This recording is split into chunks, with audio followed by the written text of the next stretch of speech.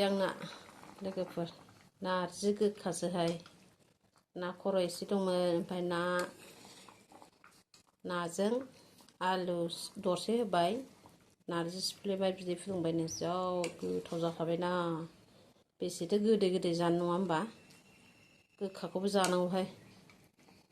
नै आलुखौ आं बेबायदि थाव एवना लाग्रोबाय मस्ला होनानै नारजिखौ फिसा फिसा अराव गुदुं खालामनानै खेरखायाव गुदुं खालामनानै सिफ्लेनानै होबाय आं ओमफ्राय ओरैहाय लाब्रा मोनबाय नै